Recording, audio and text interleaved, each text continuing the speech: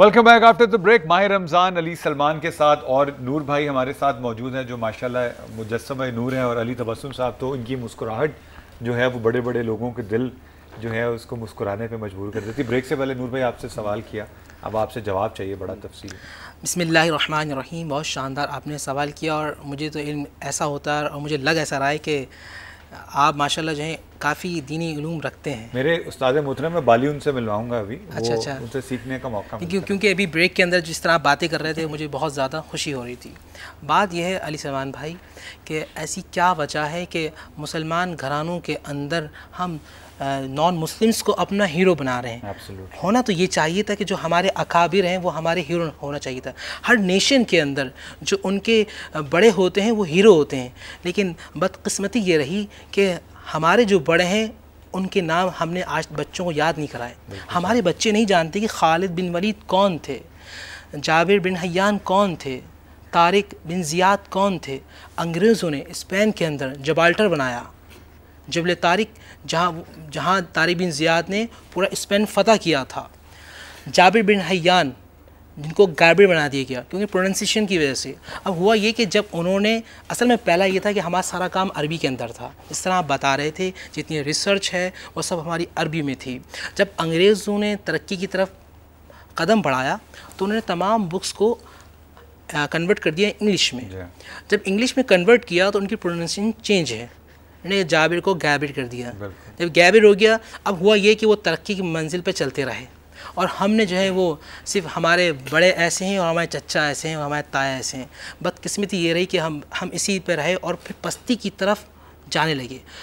कुरान मजीद फ़ुरक़ान हमीद, रब्बे ताला की वो किताब है। मार्किस्यू एक जर्मन जो है माहिर समंदरियात था, उसने कुरान मजीद फ़ुरक़ान हमीद में एक लफ्ज़ सुना, मरजल बहरैनी यल्तक़ियान। वो दो धारे जो खारे और मीठे हैं मगर रब की ताकत उन्हें मिलने नहीं देती, बैलेंस करके रखी हुई है। मार्किस्यू ने रिसर्च करी कि क्या है। जब वो मराकश के पास गया उसने ये देखा, अली सलमान भाई जब मैं पढ़ा मेरा ईमान ताज़ा हो गया। इसमें रिसर्च ये थी कि उसने कहा कि ये क्या वजह है कि खारा पानी मीठा नहीं होता और मीठा खारा नहीं होता।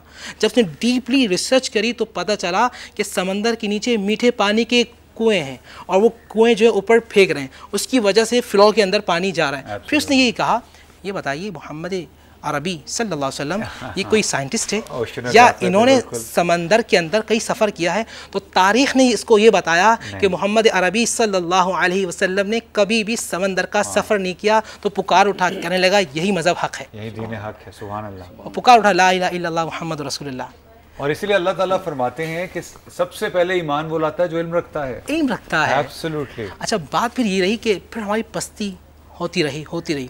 फिर जब हमने ऑक्सफोर्ड यूनिवर्सिटी को फ़ौक़ियत दी और इस तरह की यूनिवर्सिटीज़ में हम गए, जब हमने उनकी रिसर्च को पढ़ा, हमने अपनी रिसर्च को छोड़ दिया। हमने कहा जो रिसर्च कर सकते हैं तो सिर्फ़ और सिर्फ यही कर सकते हैं, बिल्कुल सही है, यही कर सकते हैं। और फिर हमने उनको माखस उन्हीं को मान लिया और फिर ये नौयत आई कि हम बिल्कुल बैक पे आ गए। वरना एक ज़माना था अली सलमान भाई की दुनिया के अंदर मुसलमानों का सिक्का चलता था। अगर जोग्राफी हवाले से मुसलमान आगे हैं, रियाजी के हवाले से मुसलमान। लेकिन हम पास की बात नहीं करेंगे। देखिए पास में हमने बहुत रह लिया, हम आगे फ्यूचर पे चलेंगे। लेकिन इससे पहले मैं चाहता हूँ अली भाई, एक तो आपकी कॉलर है, उनसे बात करके आपने मुझे एस्ट्रोलॉजी का बैकग्राउंड भी बताना। आज मैं आपसे भी समझना चाहता हूँ। जी अस्सलाम वालेकुम, कौन और कहाँ से?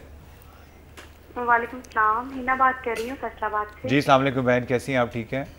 वालेकुम सलाम जी, मैं बिल्कुल। हमने सुना है कि घंटाघर चोरी हो गया परसों।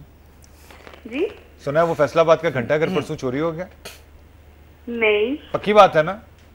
हाँ जी, नहीं ऐसा कुछ नहीं है। आपने खुद देखा था कल या आज?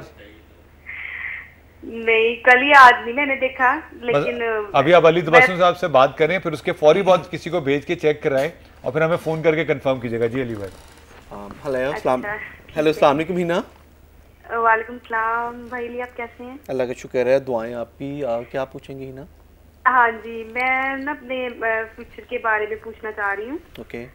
कैसा रहेगा, शादी लाइफ कैसी रहेगी? Okay Hina, date of birth बता दें मेरी बहन और वालदा का नाम बता दें प्लीज़। हाँ जी, 22 अप्रैल है।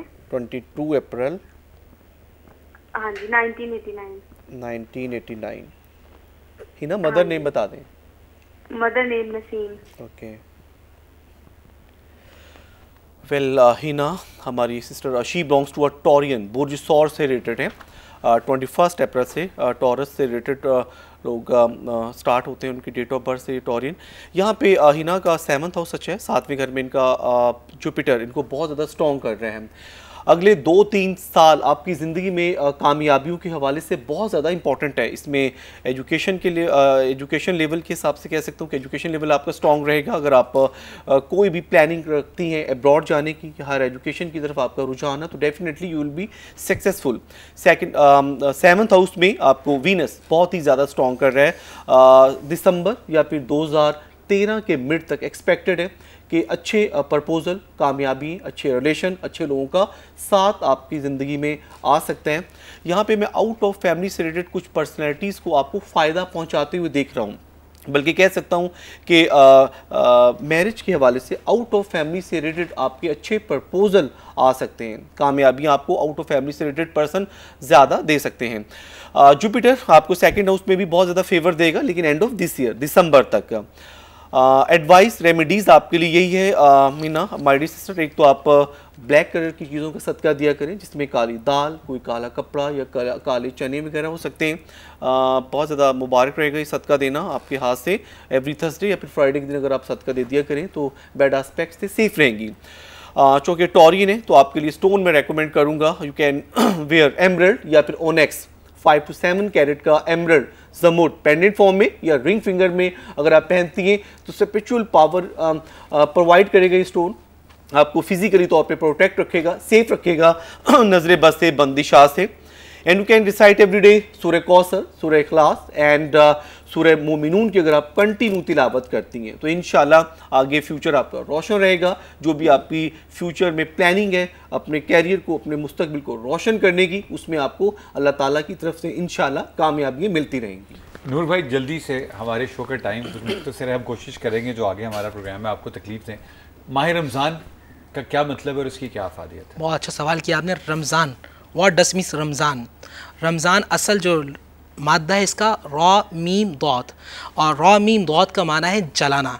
तो उलमा कराम कहते हैं कि रमज़ान वो महीना है कि जो शख्स एक रमज़ान से 30 रमज़ान तक अल्लाह सुब्हानहू व तआला की इबादत करता है, अल्लाह सुब्हानहू व तआला पूरे साल के बल्कि पूरी ज़िंदगी गुनाहों को जला डालता है। इस तरह की मेटल है, अगर इसको साफ़ करना हो तो एक भट्टी में डाला जाता है और भट्टी जो है वो उसके सारे मेल को काट देती है। इसी तरह जब रमज़ान मुबारक आते हैं, कुरान की तिलावत भी है, अल्लाह का ज़िक्र भी है, हुज़ूर अकरम सल्लल्लाहु अलैहि वसल्लम पे दुरूद भी है, फिर रोज़ा भी है, फिर तरावी भी है। ये तमाम वो भट्टियाँ हैं कि जब बंदा जाता है और भट्टी सारे मैल काट रही होती है, कुंदन बन के निकलता है। जब वो ईद की नमाज़ पढ़ रहा होता है तो फरिश्ता ईदगाह के बाहर खड़े हुए कह रहा होता है, ए बंदे अल्लाह तुझ पर सलाम भेजता है और अल्लाह सुब्हानहू व तआला ऐलान फरमाता है कि तू जन्नत का हकदार है। सुभान अल्लाह। नूर भाई बहुत शुक्रिया, अली भाई आपका बहुत शुक्रिया, आपसे अगले हफ्ते फिर मुलाकात होगी। सवाल रह गया कि एस्ट्रोलॉजी की साइंटिफिक बिगिनिंग क्या थी, ये साइंस कैसे बनी, आगे कैसे गई, अगले बुध को मैं आपको छोड़ूंगा, निकल जाऊँगा। और अपना बहुत ख्याल रखिएगा अपने पड़ोसियों का, क्योंकि माह रमज़ान है। प्लीज़ कोशिश कीजिएगा जिस वक्त आप इफ्तार कर रहे हो आपके पड़ोस में कोई भूखा नहीं रहना चाहिए।